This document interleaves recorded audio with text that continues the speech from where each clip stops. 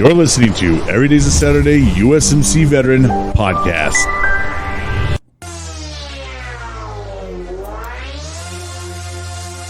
Now introducing your host of Every Day's a Saturday USMC Veteran, the one-man show, Brian Roof. Hey, what's going on, friends and family? Thank you guys so much for joining. Another great day, another great interview. I'm excited for our next guest. But before we get going, if you guys haven't had the chance to check out the website, go check it out, EDASUSMCvet.com. You can check out all the recent interviews, plus the season 1 interviews from last year. There was 50 interviews from last year and 25 episodes, basically talking about my personal life and stuff like that. So you guys can go check that out. And also, I did like 10 episodes this season on true crime type of things, military edition. Go check those out. They're really fun. Also, if you guys don't know, there's a crisis lifeline. If you know anybody out there struggling and needs some help and maybe he's kind of, scared to talk to anybody, needs some resources, needs some help, call the crisis lifeline for veterans. Press 1. The number is 988. And like I said, veterans, press 1. And hey, let's reach out and, talk and make sure everybody's good out there. But let's not keep our next guest waiting. And hopefully I can get through my words. But he's a Army National Guard. He joined in 1999 and got out in 2005. He's got a nonprofit going on, and here to talk all about it is John Taylor. What's going on, brother? Hey, Brian. Thanks for having me, man. Hey, man. Thank you for coming on and taking the time to come tell your story, bro. Let's get to know all about John Taylor. Let's get to know where you grew up. What made you join the National Guard? What the National Guard looked like for you, talk about your time there, and then let us know how it looked when you got out. And, let's get to know you. Very cool. All right. Yeah. So I've been in West Central Illinois all my life, kind of outside the Quad City area, right there, Illinois-Iowa border. Grew up in Toulon, Kewanee area there. And then I was 17 when I joined the National Guard. They had the delayed entry program at that point, where you could join while you're still in high school. And basically once you graduate, then you go, you ship off and you go to boot camp and your advanced training and all that stuff. And so I just always kind of had it in my mind that that's what I wanted to do. Growing up, I probably like most kids, played Army and that sort of thing, and always kind of had dreamt about joining the military and serving the country. And so, like I said, when that opportunity came up to join when I was 17, I jumped at the opportunity and needed a parent's signature at that point. They wouldn't let me just sign up straight on my own. So I actually had my recruiter forge that signature, but it worked. So anyway, got in. Spent that time while I was still in high school going to drill. So with the National Guard, once a month you go in and spend a weekend in doing drills and all that sort of thing. So I kind of got my feet wet doing that sort of thing. Then once I graduated, turned 18, I shipped off. Went to basic at Fort Leonard Wood, and then went to Fort Gordon, Georgia for communication school. So I was doing stuff with radios and that sort of thing. And this area where I live, it's a rural area. Not a lot of opportunities, just so I knew I was going to go to college after I graduated high school. And I also knew that I wanted to stay in this area. I didn't really want to leave and deploy and, ship away for a while. That really wasn't my idea. I thought, maybe I'll do like flood duty or riot duty or, dealing with, local or regional type disasters. Never really had it in my mind that we would deploy, to combat or anything like that. So towards the end of my my term, we got orders to deploy to Iraq. So it was okay. So before we get into your deployment, yeah, let's talk a little bit more about kind of what your weekends look like when you would show up for drill and kind of like that kind of stuff. I'm just curious because I've always kind of wondered what the National Guard does when you guys go in on your weekends. In the Marine Corps, and I think I've been told this before. National Guard is different than a reservist, right? Like there's It is. completely different. So in the Marine Corps, I'm only we're only familiar with reservists. We don't really have a National Guard or anything like that. So I know for our reservists kind of what it looks like, but tell us kind of what it looks like for a National Guard when you show up for your duty. Yeah, so the difference between National Guard and Reserve is that the National Guard is based on your state. So whereas with the reserves, it's a federal branch. Now, in the end, we're all attached to the Army, Right. or Right. Marines or whatever reserve component you're part of. But that's kind of the distinction, and so that's why I chose the National Guard over the reserves, thinking that this is going to keep me in the area. Because like I said, this is my home. It'll always be my home. I really don't have any desire to be anyplace else. And so that's kind of, that's kind of how that happened. But as far as what weekends look like, and I think I've been out now for almost 20 years. It's crazy to imagine that, but I think things have changed a little bit. But at the time, essentially, you come in Saturday and Sunday, sometimes on a Friday evening, and you would just run through a variety of different drills. You would do PT. We were an air defense unit, so we did a lot of work, with aircraft identification and things like that. Obviously, that all went out the window when we deployed, because it's like Iraq has no sort of air component, and so we were all just retrained as infantry, mechanized infantry.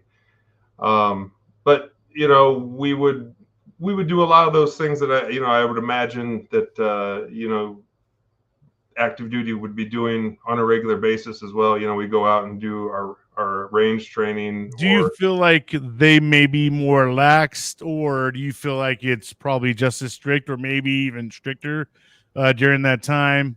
You got some real like motivators in there. I think a lot of the guys run it are full-term guys, right? They're not. There a lot of people. A lot of them are. Are they National Guard as well? Like all the leaders from the top up, or? Well, yeah. So there are full-time people who are involved, but they're still reserve, and they're like kind of out on their own. They're not really. They have to do their things daily and all, just like you would with the active duty, but it's a very, very small group. It's not like you're with a whole big group of people doing these things. So yeah, yes, there are some full-time people involved, but the majority of the people in the unit would just be straight National Guard or Reserve. And so as far as comparing the training, it's because you only have a couple days, it's very concentrated. I think back to my time in basic training and AIT, and there was a lot of just kind of BS, fire watch and like going out and picking up rocks and sweeping the lawn and like just stupid stuff like that. Where it's like you're killing time. The fuck games. Yeah, and like there's not a lot of that. There really isn't. There's a little, but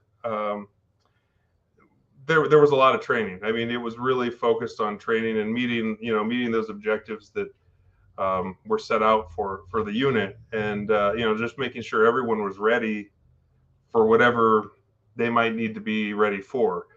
Is the quality of the training the same? I don't know. Yeah, we're using all the same training material that the full-time military would be using. Yeah, but I don't know. I would say, at the time, there was probably people that maybe were struggling with PT and things like that it might not have cut it in Right, because on their when they're at home, and you got to be disciplined a little bit there, right?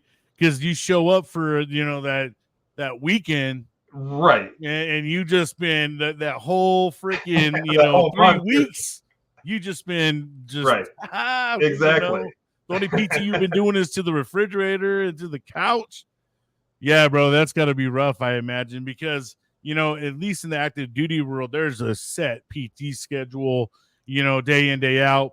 And if you're not up to standards, at least in the Marine Corps world, to PT standard, then you go on remedial, which means you'll go at lunch every day until you can keep up with the platoon. Yeah, and so there wasn't any of that. I mean, you could go on Weight Watch, but it wasn't that sort of situation where you're getting forced. I mean, eventually they would kick you out, but it would be very, very uncommon. It's hard to get, right. Yeah, they want to keep people, obviously. So sure. It wasn't something that happened every day. So I imagine they worked with a lot of people, and I imagine those duties were quite interesting at times, and watching some of the people that I'm sure you could identify the ones who were staying up kind of PT and the ones that weren't, right? I imagine for the guys that were, it's kind of almost comical watching these ones over here just throwing up, falling out, getting in the Humvees, Well, and the National Guard really hadn't been deployed for combat since Vietnam, and so right, dude. So getting up to that point, right? So when you guys find out, bam, right. You get a set of orders. Was everybody like, what the? It was really like kind of a wake up call, because it's like, well, obviously we've got some people who aren't up to standards. They just aren't. Right. Either. And as soon as you hear you're deploying, that shit just sets in quick. Like, oh my fuck, whoa. You're in your mind, you're thinking of all the shit that you just went through these past year with all these guys falling out. Oh shit, we're gonna be deployed where? We're gonna all be grunts, like damn. Right. So there were people that we did leave behind that just they didn't medically, they couldn't be cleared. And for a variety unemployable. But they, had we not deployed, they probably would have continued to be part of the unit, and they wouldn't have been forced out. But that was just, it would have been a liability to take them along. 100%, man. Yeah. So you don't need anybody that's gonna hold you back, or create sometimes lack of training, or someone that's not up to training can kill people, right? So it is critical not to take, it's make sure the ones that are going to be all right, and we'll figure it out when we get there. And hell they don't go, where do you classify as, bro? Yeah. Well, and the other thing too that's kind of different with the reserves and National Guard is that, in the civilian world, you might have a completely different relationship with the people that you're serving with. So, obviously in the military, you've got this rank structure, but in the civilian world, that person who may be lower ranking than you might be your boss in the civilian world. And so the tables can turn. And so it is a weird, sort of scenario. That's for sure. But man, when you guys got your set of orders for deployment, bro, like, what was your initial reaction to it and thought? I was excited. I thought, wow, this is a great opportunity. This is something I've been, kind of always having in the back of my mind. It's something that, I wanted to be able to do, and, to be able to serve. But that, I think that excitement quickly went away once I kind of realized the reality of the situation.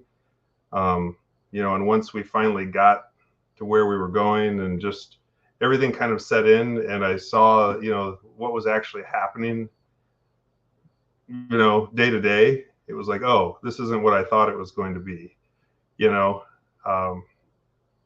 So, yeah, you know, I went in with very high hopes, but like I said, it really wasn't what I was expecting in the end.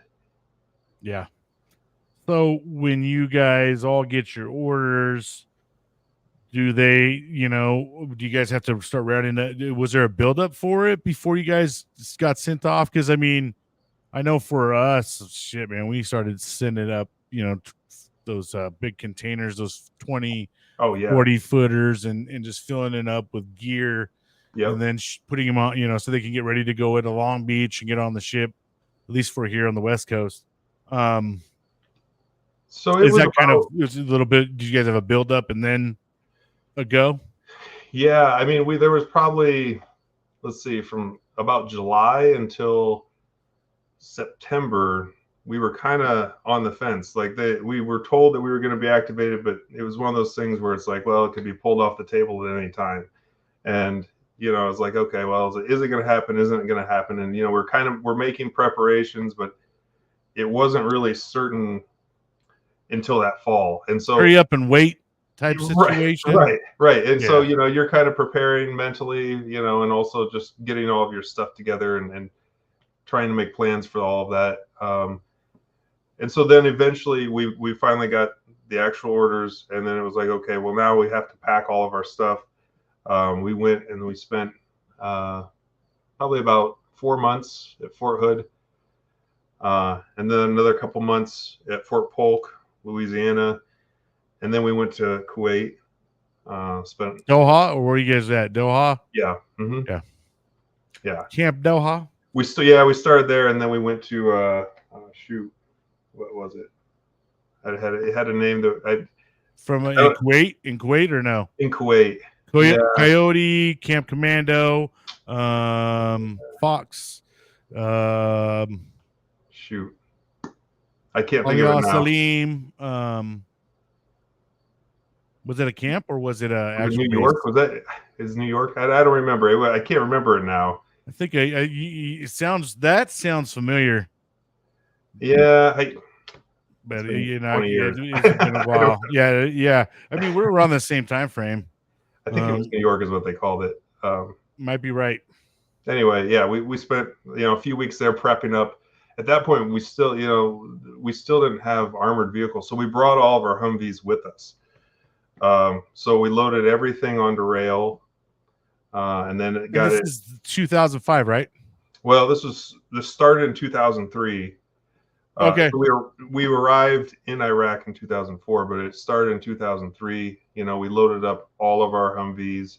So at that point, I was the or early anything. party in 2003. I Okay. got there in January of 2003, and part of my job is going to offload all the ships, and I had to bring all the vehicles and stage them.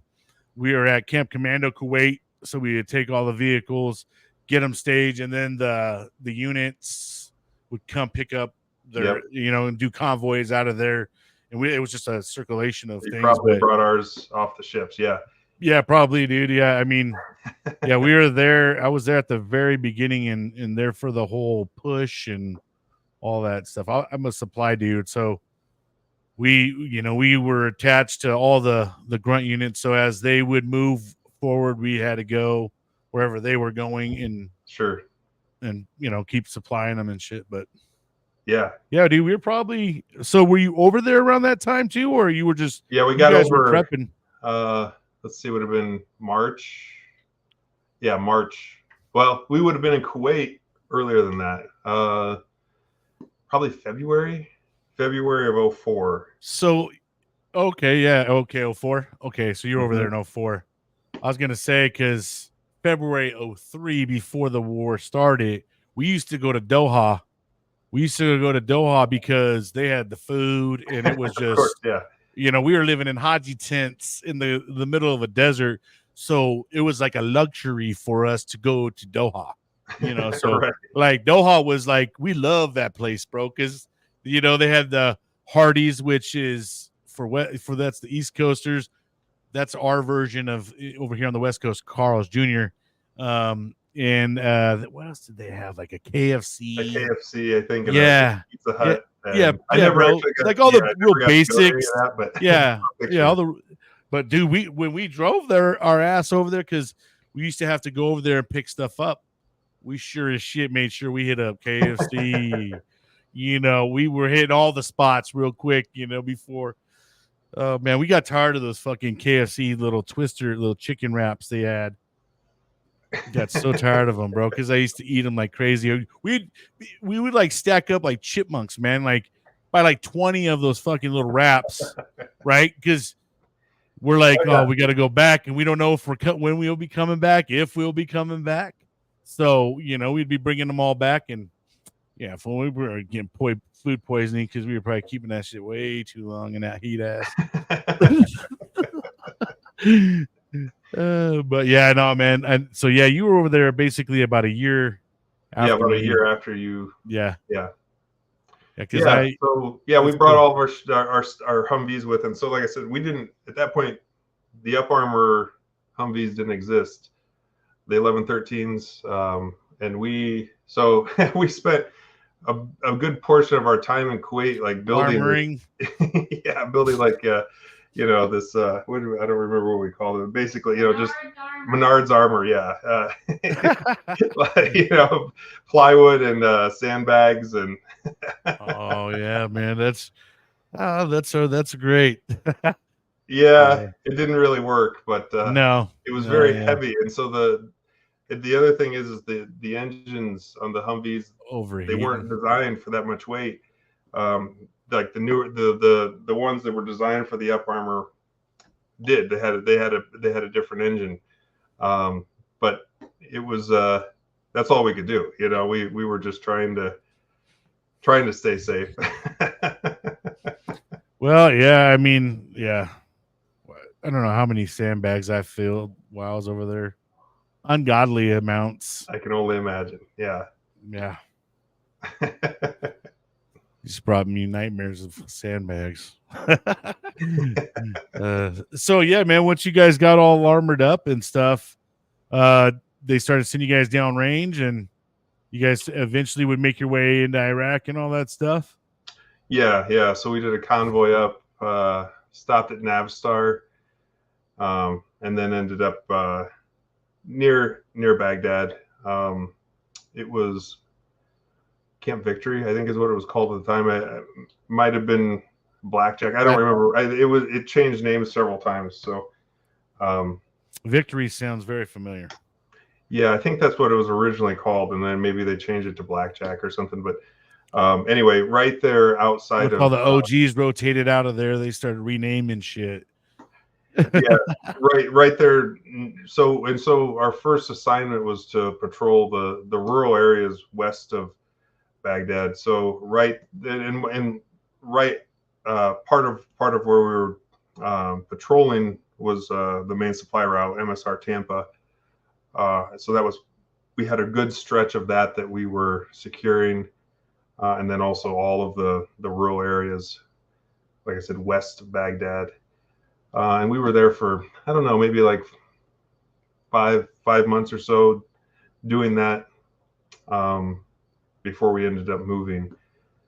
But we arrived, it was like, I think it was April by the time we arrived, or late March, right before Easter. And that's when they have their Holy Week.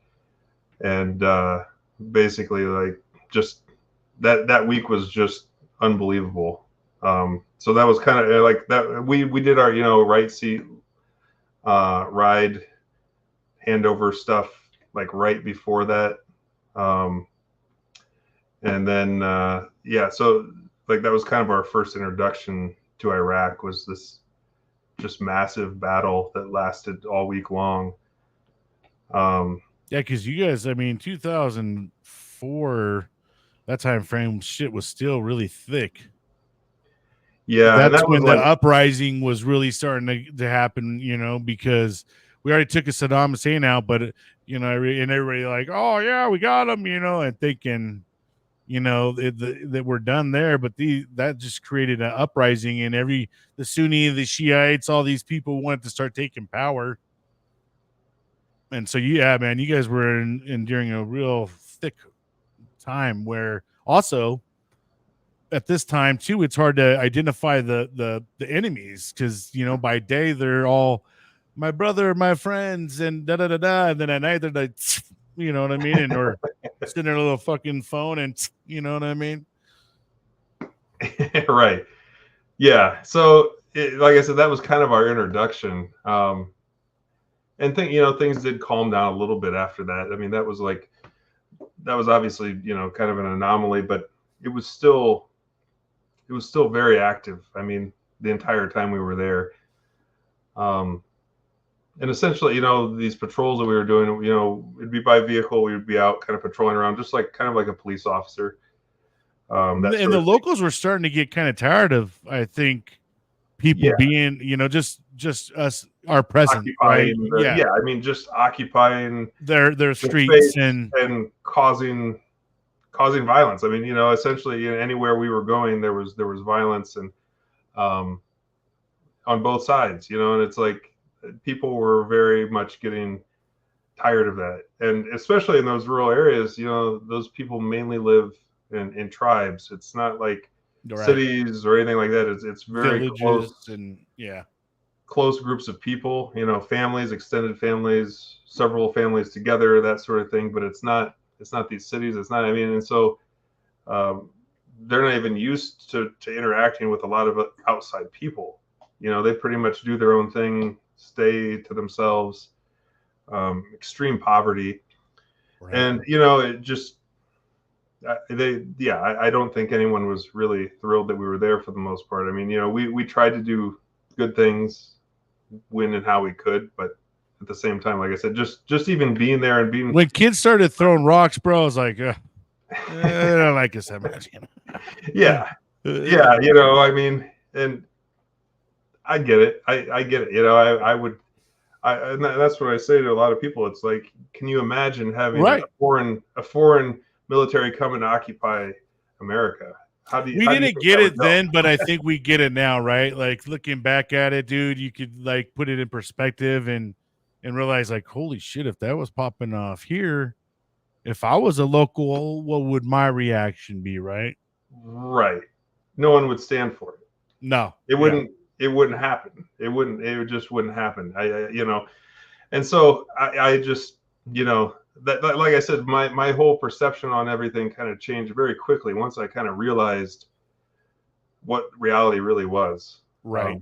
And so my focus just became just, doing whatever good I could, but then also just trying to get home and get my friends home and surviving my time there. I think that's the big, my focus shifted. One of our biggest missions at the end of the day was making sure we all go home. Exactly. Right? Yeah. And so that, like I said, very quickly, that became my own personal mission. I just, obviously we're doing the things we're told to be doing, but that really became in my mind. That's why I'm doing those things, is so I can go home and I can live a normal life and all of that 100%. Stuff. Yep. Yeah. So yeah, man, and so how long were you out there in the suck? So it was a year. So yeah, we started off there at Blackjack, and then we went to Taji. Taji next. We spent a little bit of time there. And as part of, at the end of our time on Blackjack, I think it was called Victory at that time, they one of our last assignments was to secure the road between Biop and the Green Zone, Route Irish, which was just like extremely dangerous. I've heard it was called the most dangerous road in the world, because essentially that was the road that all of the dignitaries would have to travel to go to the airport and the Green Zone.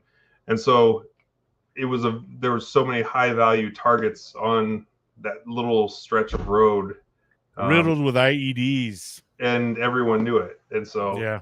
it was that was our last assignment before we went to Taji. Taji, and then we were there for a little bit, kind of doing the same sort of thing, patrolling. And then there was a police station in Tarmia that had been taken over by insurgents, and our mission was basically to take that back and occupy it. And so a group of us, we went in and did that, and then that was kind of the last thing that we did is we occupied that, tried to get a new police force set up, and then we were kind of at the end of our time, and so we were rotating out around that time. We ended up turning it back over to the Iraqis shortly before we left. So yeah, God only knows crazy what happens times in there. Yeah, man. No, it's great that you made it home to talk about it, and that region is different than I think the average American is ever even close to thinking about, like how it life was. is, right? Like, Yeah, I never knew nothing other than the U.S. before I deployed, right? So same. when I saw how people lived outside, well, I mean, I've been to Mexico and stuff like that, but I can't even relate that even to how the Middle East, that region was, just how they live, how the way it's set up, structures, those roundabouts that would be like 8 lanes and shit, and Right. you'd be stuck in a roundabout trying to get out of that bitch. Um, Right. like, I mean, and all of a sudden, like, just driving by, and then you look over and there's a little pickup truck with a camel in the back of it, like, whoa, and seeing guys still out there sheep herding and shit, like, Oh yeah, in the middle of the desert, bro. Like, what the yeah, fuck is he doing out here? What is out here nothing, and just out there with his sheep, and it's like, this is still going down. Like, I'm telling you, it's just, man. a lot of people have no idea what it is like to be over there in that No, region, and the sandstorms that would happen, uh, just the immense heat, um, yeah. the ungodly amount of heat, and then when you go into Iraq, there was parts that were super humid, mosquitoes were outrageous. I mean, Oh, I mean, so you many things. The burning piles of trash. honestly, the worst place in America, looks Oh yeah, great to you, yeah, and it gives you a large appreciation for what we have. And I think that's what a lot of veterans kind of struggle with when they see others, and a lot of times they don't get along with others as well, because yeah. they see people as complainers and don't appreciate things. And then, you hear, certain things, and you're like, it's not Right. that bad. Like, you're Oh, complaining about that? Like, gosh damn, you should have seen this, like, right. it's hard, and because our brains have been put into a situation of, we were put in a spot of, like, we want to go back and we appreciate that life we left, Right. right? Like, you quickly appreciate that, and you want to be making sure your ass can make it back to that life, because Yeah. life over here sucks ass, and I don't want my last day to be here in this shithole. You know what I mean? Absolutely. Yeah. Yeah. And it was very tough for me to come home, and make that transition because of that.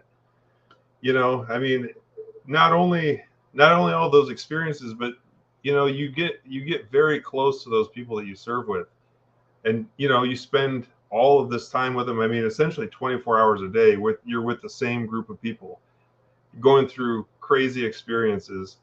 And even if you don't like that person, you're going to get close to them. By the end of it, you're still going to, you know what I mean? Like, you're still going to be closer to that person than someone else, who wasn't there. And, because you can relate to what was going on, and you have that understanding an appreciation for life outside of that situation, you know? So yeah, when I came home, I still had a semester of college left. I had to, before I deployed, I was like halfway through a semester and I had to withdraw. And so I came back and man, it was so hard Was it hard to get back into to it? come back into it because it's Yeah. like, I'm there with my peers and I'm like, I just can't understand. I can't understand this. It was such a hard transition because like you Their said, mindset's just different. I'm like, the only thing that matters to me are the people that I care about. All this other crap, like it doesn't matter to me, man. Like, It seems silly when you come back, right? And yeah, after kind of enduring that stuff, and you get put back into life, and then you kind of look at things, and you're just like, gosh, we put all this time into certain things, and then you've literally watched life and death, right? I mean, and yeah, seen people's life made short, over in a stupid country. yeah. And you come home and it was tough. It was very tough to relate to people, and you know, even people that I'd known my entire life, even my family.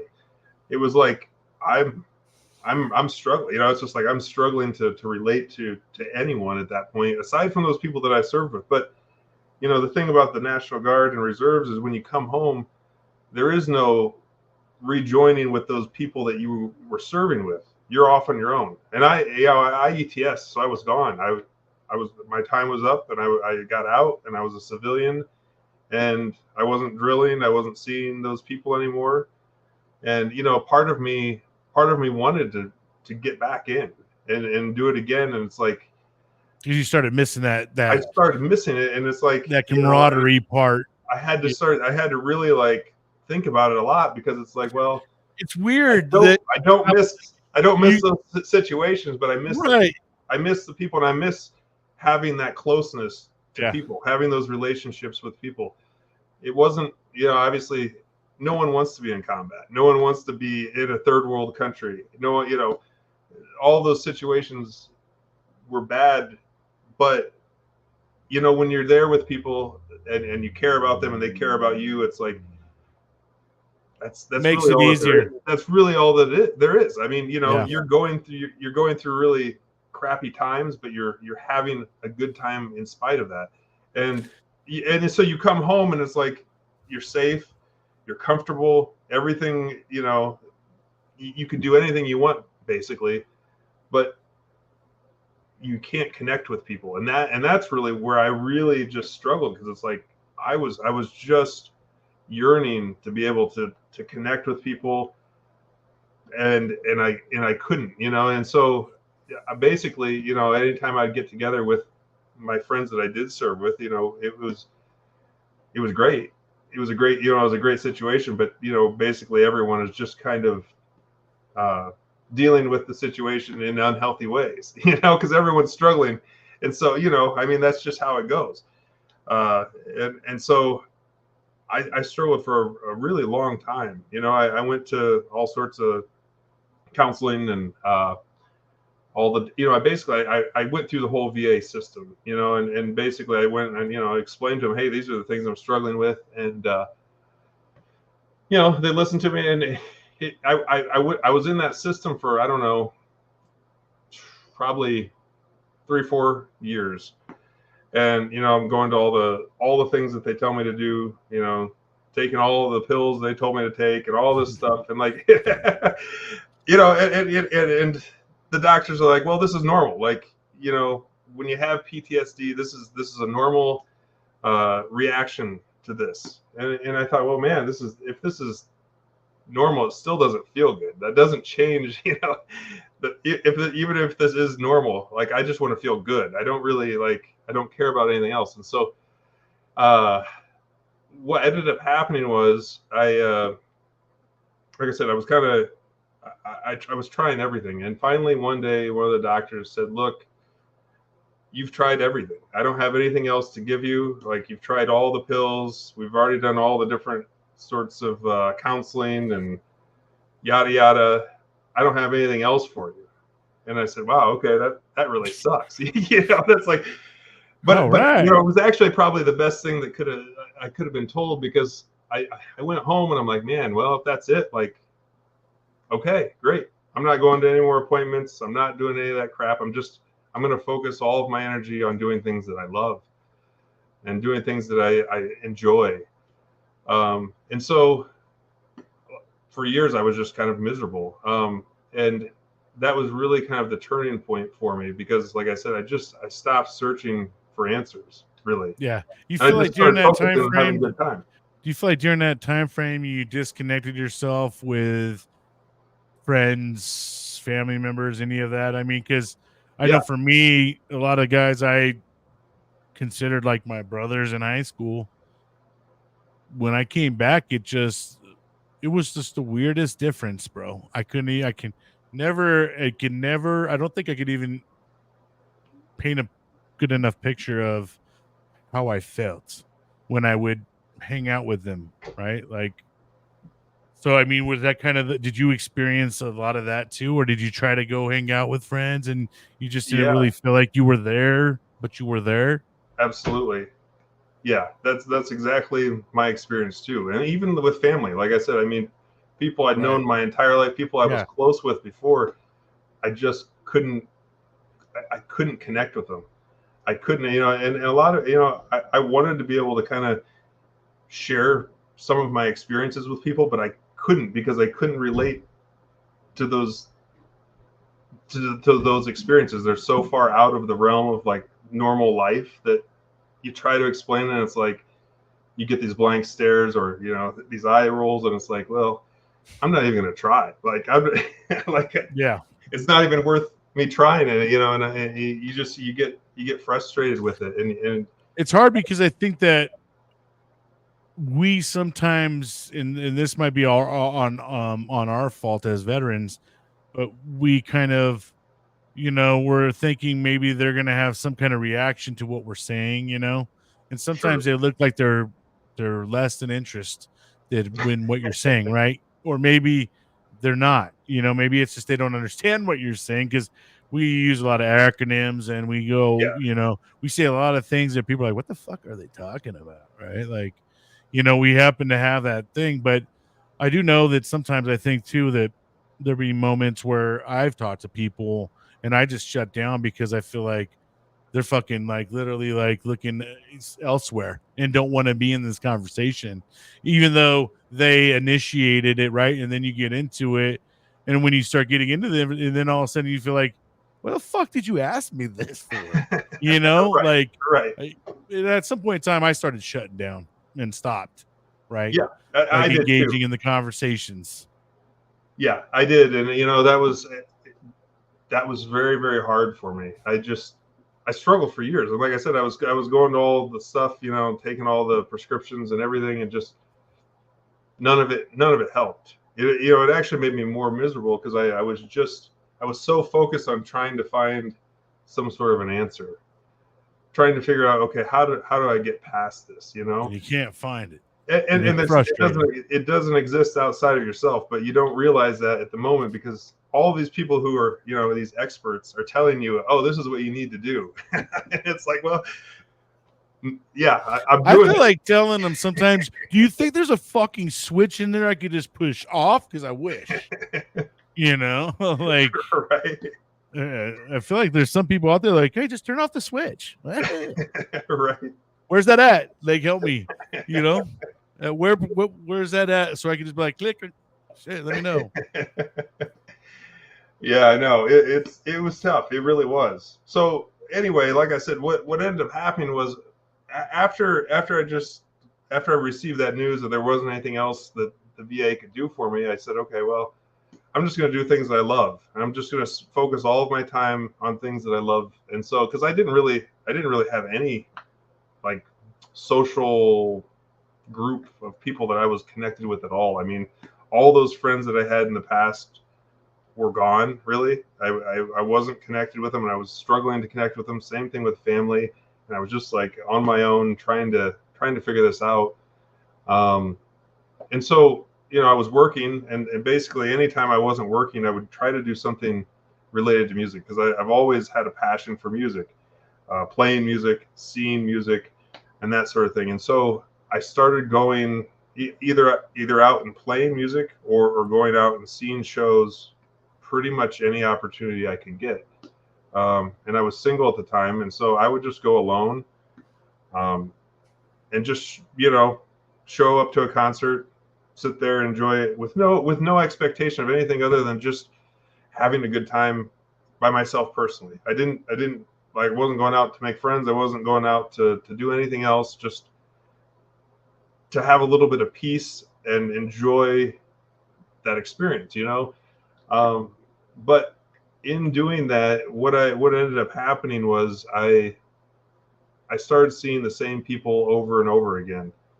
The music community is actually pretty small when you kind of get into it and you realize that. And so I started seeing a lot of the same people over and over again. And just through the fact of being there in the same place, same time, sharing these experiences with these people, I started making friends. And, little by little, I started being able to reconnect with people, just people off the street, anyone, that sort of thing. And it all kind of happened through that. It was like the music was kind of that common thread that just kind of brought me back to reality, and made me realize that I could relate to some people that, hadn't been in experiences similar to what I'd been through. And so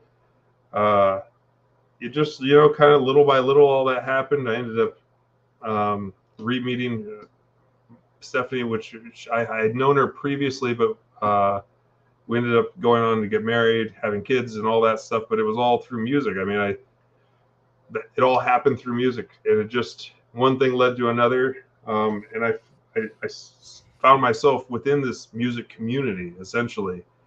In a weird way, it just kind of all happened really kind of just through desperation, because it was like I was just at wit's end. I was miserable. I'd been miserable for years, and just I didn't have any answers. No one had any answers for me, and so I just stopped trying. I stopped trying to find the answers. Music is so therapeutic, though. I mean, in so many, is. and I'm sure you've found that, right, through music too.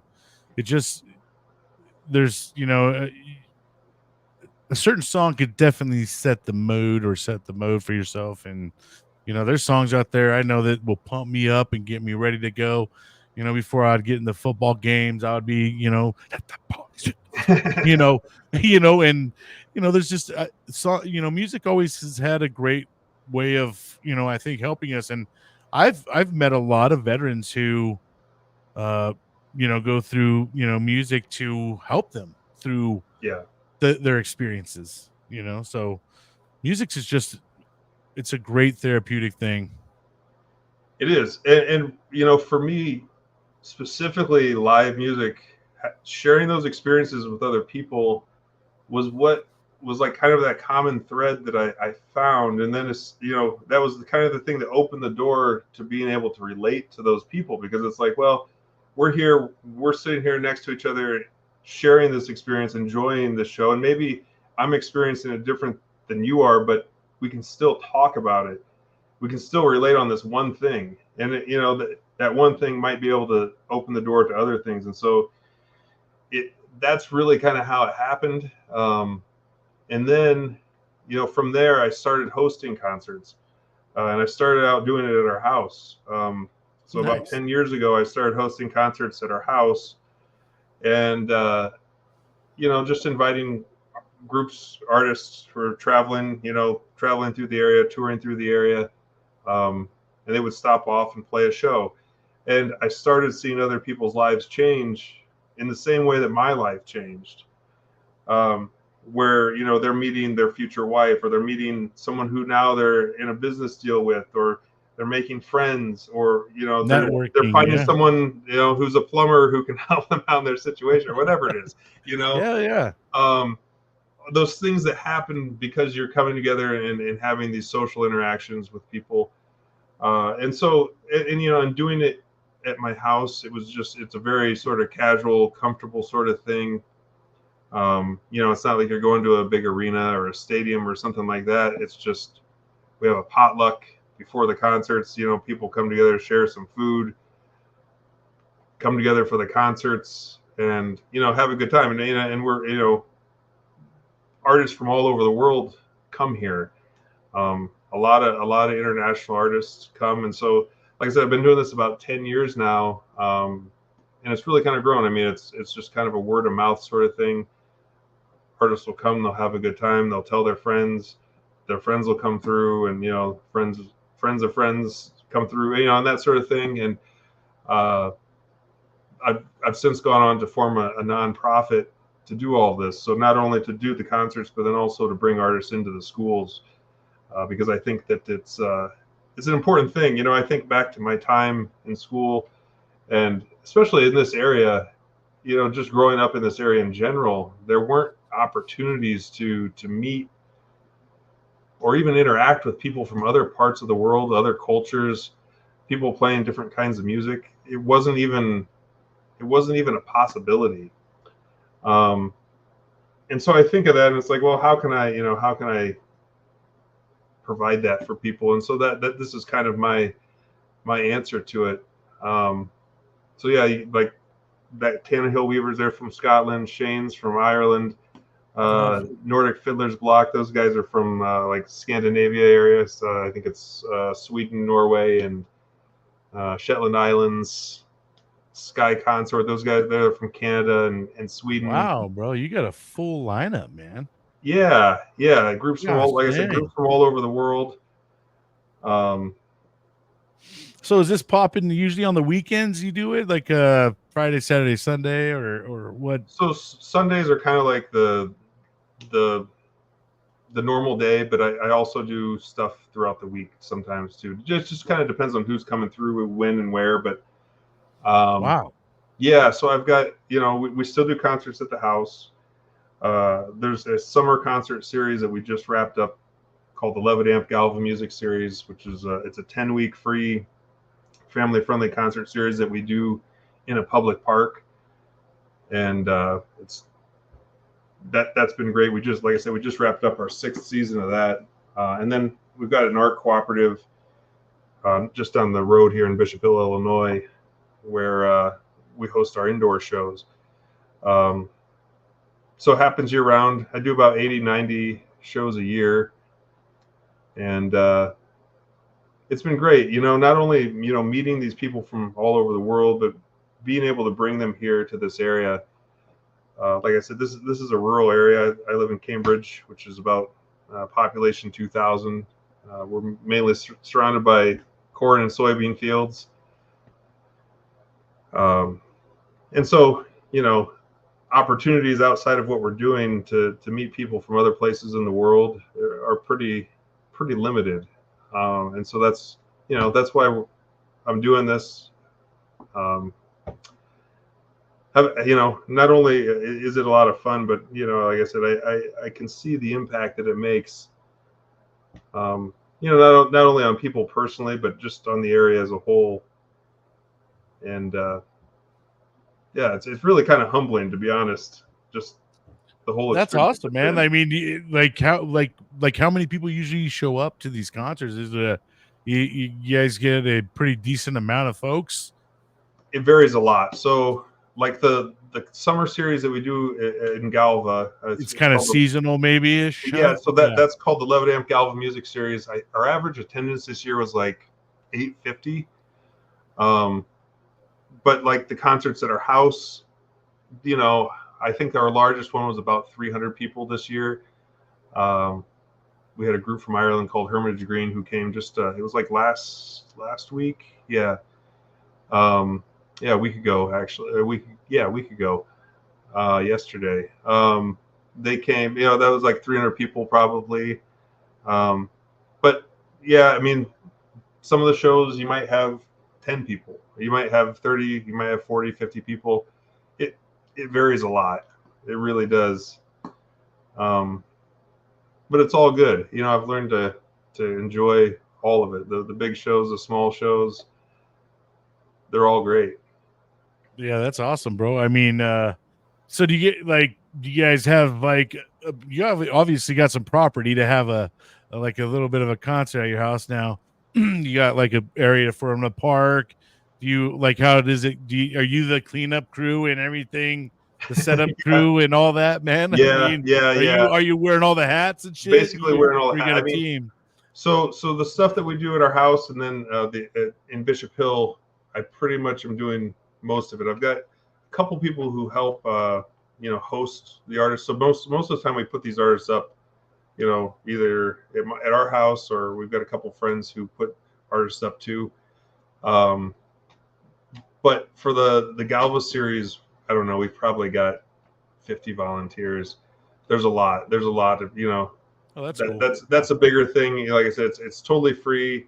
It's in this public park. We got a big band shell that we built, and a lot of the community is engaged in that. And so um, we've got quite a few volunteers. But otherwise, yeah, I'm doing everything. I'm doing doing the booking, hosting the events, and then running sound, and sometimes I'll do video.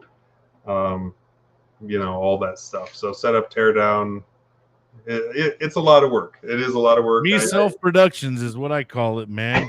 You know what I mean? You get Yeah, the me self production over there where you're doing all of it. yeah. It is a lot of work, but it's a So, lot of I fun. mean, obviously, it's a passion of yours, right? And Yeah, because you wouldn't be doing it for as long as 10 years. And dude, you guys are set. Your calendar's set up, man. I mean, you guys are booked out, so it's obviously a passion of yours, and you love it, and each one I'm sure fuels you for the next. it And does. then you haven't had any bad enough experiences where you're like, fuck this shit, you know. Right, right. It's like anything. There's ups and downs, but I mean, it really, a lot of the people who come are the same people. So I see a lot of these people who are coming to the concerts on a very regular basis, which is it's very cool. I mean, to be able to get together with people, And they're anyone. all probably looking forward to it, right? Like, Right. when's the next one? Give me the setup. Give me the itinerary. Yeah, yeah, which is great. I mean, you get, and then, like I said, that was what I was really missing when I got out of the military was that connection with people, and this provides that for me, and it also provides that opportunity for others too, where they can go out and they can feel like they're part of something. They're connected with people. They have these relationships that they're seeing people on a regular basis, which I think is it's an important thing. Yeah, that's something I like to try to encourage. Through this show is for we the broad part of my audience is probably veterans, right? So a lot of what I try to speak is at least from every story that I go from one to the other from veteran wise and they kind of are happy and that you can see that they're in a good place in their life. It's because they reconnected with the Yeah, community. They found a community that is where they fit in, right? And for some people it's music, for some people it's reading, for some people it's riding horses.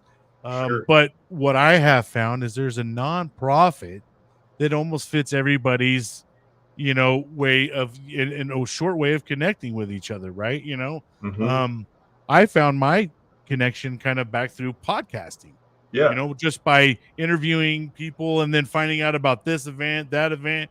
Hey, I want to go to that some bitch event, and I'll be there, and then just meeting other people through there. And then it's all about just trying to find that connectivity, and you found that, bro. Like, not only did you find one, but you created one, right? And now you're avenue for someone that was trying to find you were once that person trying to I find was. connection and all that. Now you're opening that door and making that landing a little softer for the next guy or girl, which is amazing, bro. And I give nothing but gratitude and I love people that are selfless and start up these nonprofits because it's a very demanding thing on your time and everything, and you have to love what you're doing, right? And you could always tell the good nonprofits, the ones that are the people that actually truly are loving what they're doing, and because they're putting out something amazing, great product. And it doesn't matter if it's, 50 people showing up to 1,000. It's Yeah. you can see their presentation and how much they love what they're doing, and that's why I'm just, I love having, guys and girls like, who have nonprofits on this show so they can talk about it. So people that are watching can be like, gosh, damn, I didn't even know that there was that existed, and now by word of mouth, by allowing others to come and have that avenue to talk about it, now we could all share with each other and we could be like, oh shit, there's that book club. I didn't know there was a veteran book club, or there was crocheting, or there's some really outlandish ones I've heard, like skateboarding and stuff. Like, I'm just like, damn, I didn't know people were legit almost any hobby you can think of. There's guys and girls that jump out of planes, like, and that's their nonprofit, is they bring people to come and jump out of the plane, dude. And I'm just like, damn, okay. Yeah. Yeah. Come pet our pigs, there's, like, Right. Exactly. there's literally just about everything, bro. Like, oh, you like puppies? There's a puppy group over here, like. Oh yeah, but that's what we need. People need each other, and you need to find those people that you can connect with and you can relate with, and yeah, that's it. I mean, that's because we start putting our faith in the VA, right? And then everybody gets they get the go into the VA, and the VA just pisses them off, and fucking just triggers them more. I mean, every every appointment is a trigger, and you're like, I mean, I get anxiety, think like, oh, I got an appointment tomorrow at 9. My sleep's gonna be shit that night, right? Because I'm thinking about the dumbass appointment, bro, and I'm like, what are they gonna? What's gonna go on? I don't know. Just, the mind fucks begin, Right.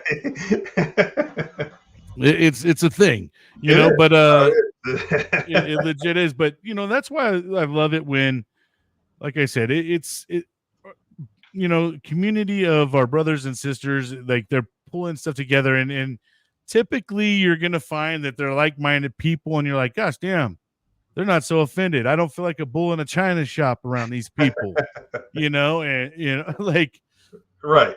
I mean, that was my experience getting in, and don't get me wrong, bro, I'm not gonna sell and say every nonprofit out there is sure. a reputable one, and they're in it for the right thing, and they're doing it for the right reasons.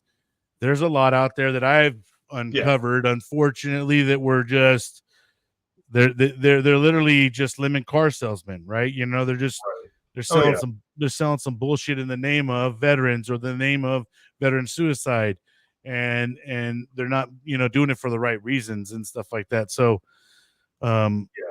you could tell that your intentions is you love what you're doing, and for you, that's what helped you kind of get through the shit of that place, dude. I think we all go through it, bro. Like what you expressed and explained is a lot of the same shit and feelings I went through too, bro. I lost relationships, of being disconnected, feeling like out of place, not knowing how to conversate with people, just all those things that we go through, bro. Like, I wish I didn't have to struggle for like 20 years I know. before I fucking figured a lot of that out. I know. Well, I know. And I hope, look at how gray and white I am now. I mean, it probably could have saved a few brown hairs, a lot of grays. Yeah. White. They're not even gray. They went straight white on me. I went straight Santa immediately, bro.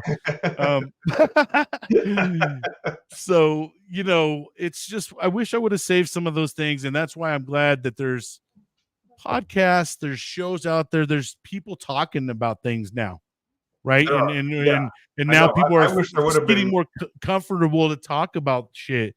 So that way, the next brother and sister that's getting ready to get out they can have a little bit of a less of a blow and maybe cut through some of the Definitely. bullshit. We didn't really have a lot of things, like, I mean, dude, back in the day, and here I am with the back of the day shit, but like during our time, there wasn't like these smart cell phones that you can take No, and communicate with everybody, no problem. You, no. you had to have an AT&T calling card and hope your fucking minutes were still Oh, there, bro. You oh know what I man, mean? yeah. That's bringing back memories. Yeah, dude. Like, so, everything wasn't as easy as accessible. We were very disconnected from, Oh, our everything. normal life and Yeah, our family. And there wasn't, hey, you got, like I said, you got lucky if you found an AT&T calling card that had a couple minutes on that shit, oh yeah, oh yeah, you're yeah. like, you got 5 minutes left. Right, and you wait 2 hours to get on the phone. Right. Yeah, The dude. line's so Yeah, long. man. Yeah. The struggle was real back then. Yeah, you Uh, got like 6 hours off, so so I mean, I can only hope, and I just want there to be as much education out there for the rest of them, man. I mean, there wasn't yes, that for a lot absolutely. of us that we got out. And when we, you know, in the Marine Corps, man, they taught us to react with everything with anger and just rage, and we're gonna kill this motherfucker, and we're not gonna lose, and we're gonna accomplish, and there's failure's not an option, Yeah, But when you get out, bro, the world is full of failure, dude. Like, right. and Well, you and you're better by be ready yourself. for it. You're You by know what I yourself mean? too. That's the thing. Like, And and you don't have a whole team of fools to blame yeah, it on PSC, Smuckatelli, or whatever. Like, yeah, right. the world is mine. You're up against the world at that point in time, You and are. yeah, you're trying to apply things that you learned that are not applicable to the world you're The in. real You world. know what I mean? No, right. They're Exactly. coming in here and I'm talking this jibber jabber. Like, what the fuck did you just say? I was like, gear. They're like, you mean parts? I call it gear. Well, they're like, it's parts. Oh, okay. Well, we'll call it parts. Just I mean, literally potatoes. It was just a really hard thing to adjust and get back into it all. Oh, And it was. And and I I think and I, too. I hope they're doing a better job. And because you and I can't speak to what they do today because I don't know. we're I have 20 no years idea. removed, right? I'm 20 years removed legit now. Yeah. Uh February was 20 years for me being out. Yeah. So I can't speak to how it is now, but I hope that they do a lot better at preparing them for when they get out, because back then you were only good to them while you were in. As Hmm. soon as they found out you were going to check out and shit, they're Oh yeah. like, don't even worry. You don't even have to show up today's formation. Don't even worry about it. Like, Right. that's fool. You used to kill me if I was second late. Now it's, yeah, you don't even show up no more. Like, okay. And then, there's no connecting really, and because at least even back then too, the people you serve with, they were still serving, and we didn't have, like I said, we didn't have all these social medias and all these different things No. to keep contact with one another. We still had to, you know, like, try to call them and leave a message or something, and if they get back to you, they get back to you. But I feel like we were really bad at keeping connection back then Oh when we got out, bro, yeah. because Yeah. I lost touch with, It was and hard. I mean, when I connected with a lot of them, when Facebook came online. right. All of a Exactly. sudden, oh shit, there's a fuck what there was there, so yeah, you know Right. all these mass friends, you're like, oh my gosh.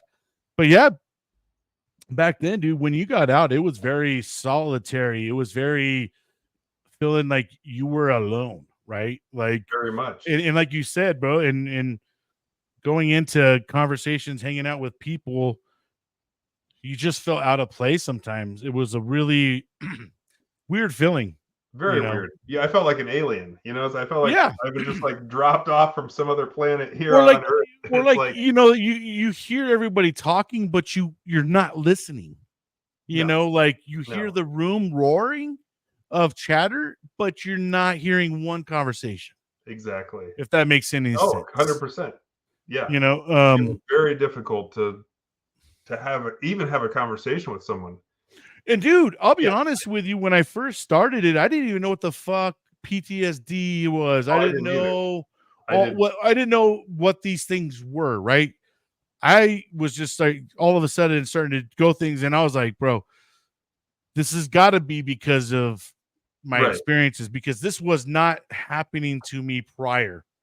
Yeah. And even Prior to while, me leaving or and me ever experiencing these shooting weird fucking pains down all the way through my fingers, through my toes, and just the weirdest feelings I ever felt in my life. I never had felt that, right? And maybe I subconsciously was feeling some of the feelings like I felt like a sitting duck when I was sitting in Kuwait and during the wartime, bro, because they were just launching missiles at us and we couldn't really we were stuck there, right? And they knew where the yeah, fuck we were. And that's why they had to put Patriot missiles up in the forefront, because they knew exactly where we were. So we were just sitting there like getting scudded every fucking day, right? And just, oh God, hope they take them out, like. But the sitting duck syndrome is something that I didn't really ever kind of relate to it till later on in life. I was like, dude, yeah, there's probably something like a sitting duck syndrome like learn that how to. someone's never ever talked about. But I mean, it's got to be a thing to feel Oh yeah, weird. Like you're in a position where you just got to take the side. If a fucking scud comes, you just got to be like, like, well, right, right, take me home, like, yeah. there's no, yeah, like, oh yeah, go get in a scud bunker that's not very made very well, like I think they just put that shit there to make you feel a little better about it. Like, oh, this little concrete wall is gonna get me and protect me. No. Yeah. No, I seen how powerful the motherfuckers are. They leave nothing. It Oh no. becomes dust, dude. So a hole in the dust. But yeah, man. So the nonprofit itself. Now, do you have plans for it? What's your goals and ambitions, kind of, for it? Talk about your vision, so to Yeah. speak. So I started all this, like I said, about 10 years ago, but I didn't start the nonprofit until late 2021. And it really wasn't until 2022 that I announced it and kind of, we started really trying to make it work. But my end goal with this is to build something that lasts beyond my lifetime. Make something that, Legacy, huh? yeah, well, yeah, make Leave something a like, legacy. so this sort of thing on whatever level, and maybe not the same level I'm doing it now, but can continue beyond my lifetime and the lifetime of anyone else who's involved. There's a bunch of other people, volunteers and stuff that are involved too, to help out how and when they can, and people who donate their time and their money and their resources to make things happen. And just I want all this to be able to continue. That's my end goal with all of this, is to just allow it to be able to continue. And that's pretty simple, I feel like, but getting everything together is it is difficult. I mean, I have a full-time job.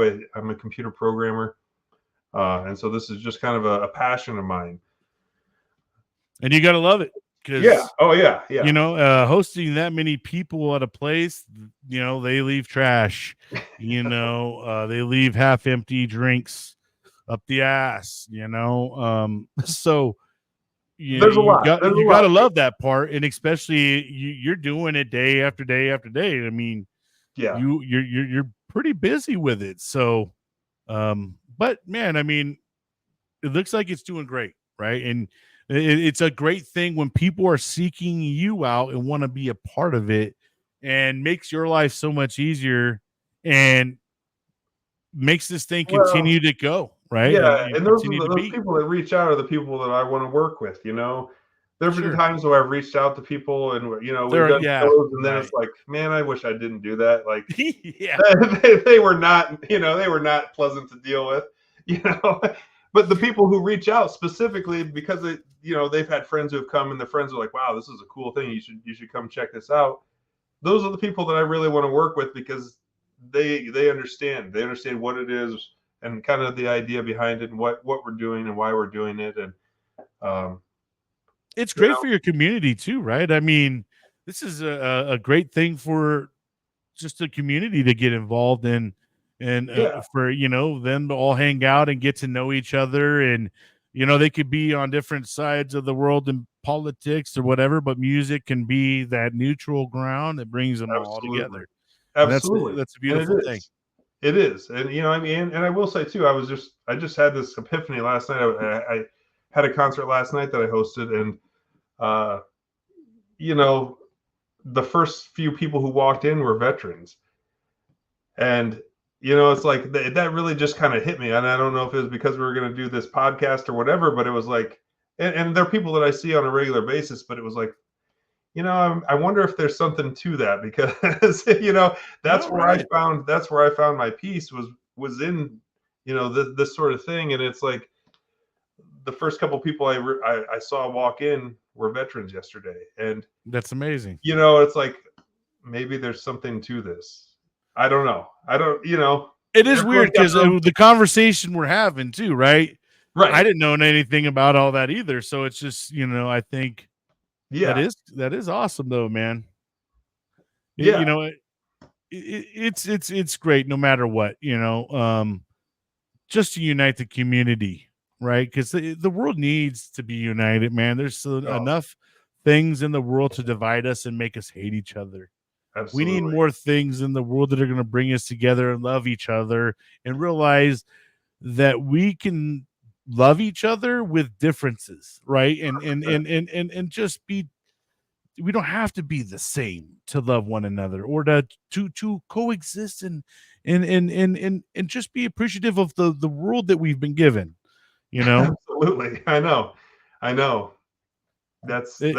That's really it. And it sounds very simple, yeah, it really does, right? It's but it is not as it's simple not as it that is, simple, but right? Like, it could be that because simple. us as humans love to complicate things. We do We could take something and make something that was simple and complicate it. You know, every we time. took basic math and made it core math and complicated it, because I can't even look at it and do it anymore, bro. Like, my kids are telling me to do core math. I was like, no, this is how I solve it. 3 + 2 is 5. Done. Let's move on to the next one. Not, oh, 1, 1, 1, 1. Like, oh, you guys. I know. But no, man. I mean, yeah. I know I'm getting in a tangent here, but these nonprofits are great for many, many reasons. It helps the person usually that's running them. They have a mission, and because I trust me, a lot of the people that I know that have run nonprofits, there's a driving force that makes them want to be so passionate about what they're doing. Yeah. Because nonprofits, there are nonprofits that do make money, but most nonprofits make absolutely zilch, and if Right. nothing, lose mad money. Right. Right? So it's like having a boat that just, Right. it's a Right. money pit. You Absolutely. love it. You love that boat because it's fun as fuck during those 3 months I get to ride it. Yep. But But when right. I get You ready gotta to store ride it. it, You gotta you got to put maintain money. it. You You got to gotta, run. yeah. Yeah, you got to be attentive to it. Yeah. So it Exactly. it's a catch-22, but I think at the end of the day, the value is in what you get from it, right? Personally, Right. there it Some doesn't things have that to money be a can't. monetary value Yeah. to bring happiness or success, any of those type of things. I Yeah. think we as the human race have put ourselves into like a certain realm of things, and we think that everything needs to look a certain way. But at the end of the day, I think that we put a little too much on ourselves as humans, and put a lot of unnecessary pressures to us. Um, but Absolutely. like I said, dude, it's not an easy thing, and it's got to be a labor of love, no doubt. But dude, is there anything else that you want to talk about before we head out of here? We've been No, I mean, talking I for a think I minute. said my piece, but yeah, I No, I appreciate it. Yeah. appreciate it. No, I Just want to say appreciate you thank coming you. on, dude. I think we had an amazing conversation. This is Yeah. definitely a good one. I'm going to definitely try to actually share this with. There's I don't know if you're part of the Operation Iraqi Freedom Group or Yeah. Enduring. I forgot. Yep. Yeah, are you? Oh yeah. So okay, well, I'm gonna try to post it there because Cool, man. I think that a lot of our peers could probably relate and I would get a think little something from it as well. And hopefully we can entice some of them to come on and tell their stories. But I do appreciate you, definitely, man. brother, for everything you're still doing, and all that Likewise. you have done, bro. And thank you Too, so man. much for your service, man. Even though you weren't ready to be a Marine yet, it's all good. Well, I did leave out one part. So I got out of the military. And the first thing I did, I took a job contracting for the Department of Defense. And so Okay. for 17 years after I got out, I was actually working with the Marines, and I was working with other military services, but I was working with. So we were collecting data on howitzers, the M777 lightweight howitzer. So it came out like late 2005 was when it was first fielded, and the first sites were Marine sites. So Camp Pendleton, 29 Palms, and then Camp Lejeune later on. And so I had guys that were collecting data for me on these howitzers, and they were. I had one on each coast. I had one at Pendleton, one at Lejeune, and so I did stay in contact with the with the military in that You way. were working hand in hand with them, yeah. So I was, yeah, I mean, I would go out and visit from time to time and go out to 29 Palms from time to time too. And I was also working with the Army, and then the Canadian Army and Australian Army, because basically it was a joint military project with a bunch of different foreign militaries as well as the U.S. military. So anyway, awesome. yeah, I did that for 17 years, and then No like shit, during the I pandemic, guess you didn't share that part, bro. I didn't share that part. I forgot Yeah. that, but yeah, during the pandemic, that all kind of went away. And that weapon was kind of at the end of its time with the Marines. The Marines got a new commandant during that time, and then he was wanting to focus more on like missiles and stuff rather than artillery, and so they phased out that program, and it all kind of went away during the pandemic. And then I started doing computer programming, and that's what I've been doing I for don't the know what last the hell they're doing. They're phasing out a lot of 3 or shit. so years. They phased out tanks. They renamed bases. I mean, this military's just gone weird. or we just them old salty dogs now, man. They call the boomers and shit. Oh man, time flies. It's really crazy. does. It is crazy. Yeah, Anyway, we're those old people. So I did work with the Marines a bit, but that's awesome. It was fun. It was fun. It was fun also to see like they had a lot of that old gear too. That like all that hand-me-down stuff that I thought. That's the Marines, man. We get the Army hand-me-downs, bro. That's not. I was like, man, I thought the Marines were high legit. speed, but no. When it came to gear, it was like they were like getting the hand-me-downs. Oh yeah, bro. We be tying our shit together, put some tape on it, like. Oh man. Yeah. That's one thing we are always envious of the Army guys because they always look so much better in their shit and their gear. Here we are, bro, barely making some LBVs, like some LBVs, barely making it. Like how many motherfuckers has sweated and worked in this son of a bitch before I got issued it? So I feel like the Army's like as soon as they issue it out to you, it doesn't come back. It's like we'll go buy something brand new for them all. Yep. Sons of bitches. No. All right, brother. Well, man, is there anything else you want to share? Say like last words? Oh, just thank you. I appreciate it. Yeah, thanks. Absolutely, thanks for everything brother. you're doing. And absolutely. Thank you so much once again, man, for coming on and taking the time to talk about all the things you did and what you got going on. Have an amazing day, brother. And I will add your nonprofit to my website as well.